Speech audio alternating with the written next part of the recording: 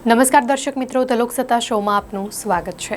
ઇટાલીનો artist મોરિજિયો કેટેલન તેણે 18 caret સોનાનું એક ટોયલેટ બનાવ્યું હતું, જેની કરોડોમાં કિંમત હતી।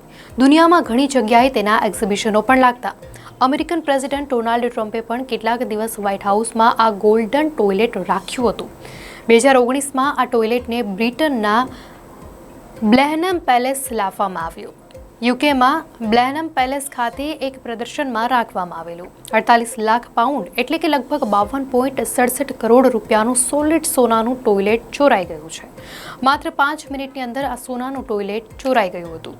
સપ્ટેમ્બર 2019માં ઓક્સફર્ડશાયર ખાતે એક આર્ટ એક્ઝિબિશનમાં આ ટોયલેટ ફિટ કરવામાં આવ્યું હતું। તેને સામાન્ય ટોયલેટની જેમ જ રાખવામાં આવેલું અને તે કામ પણ કરતું હતું। ટોયલેટને ચોરી થતાં તાત્કાલિક પોલીસ દોડી આવી। તપાસ શરૂ થઈ। કેમેરા હતા પણ ગુનેગાર સુધી પહોંચવું સરળ નહોતું।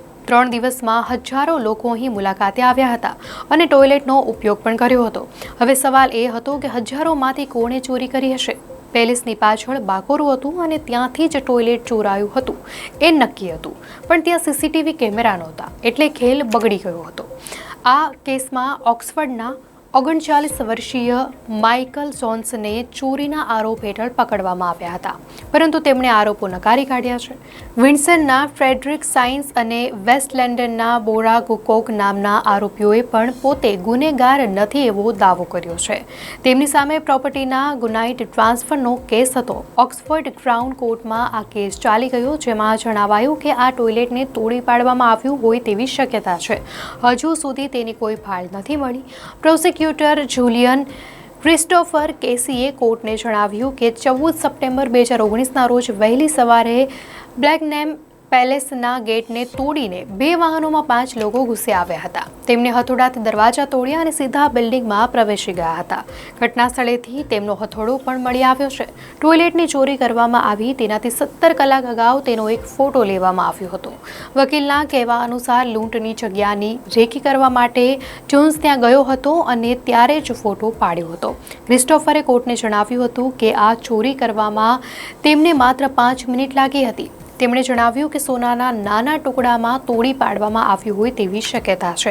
જેમ શીન નામની 40 વર્ષીય એક વ્યક્તિએ લૂંટ, ક્રિમિનલ પ્રોપર્ટીના ટ્રાન્સફર અને તેના માટેના ષડયંત્રમાં સામેલ હોવાનું એપ્રિલ 2024માં સ્વીકાર્યું હતું। ટોયલેટનું વજન લગભગ 98 કિલો હતું અને તેની માટે $60 લાખ વીમો ઉતારવામાં આવ્યો હતો। તે સમયે ગોલ્ડનો જે ભાવ ચાલતો હતો તે મુજબ સપ્ટેમ્બર 2019માં ટોયલેટમાં વપરાયેલા માત્ર સોનાની કિંમત 28 લાખ પાઉન્ડ થઈ હોત। સરકારી વકીલોએ જણાવ્યું કે ત્રણેય આરોપીઓ શીન, ડો અને કુકોકના મોબાઈલ ફોનની તપાસ થઈ હતી।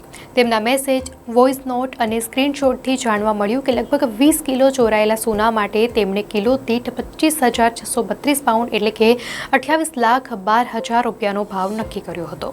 લંડનમાં હેડન ગાર્ડનમાં જ્વેલરીનું કામકાજ કરતા ગુકોકને દરેક કિલોના વેચાણ દીઠ 3,000 પાઉન્ડનો ફાયદો થતો હશે એવું માનવામાં આવે છે।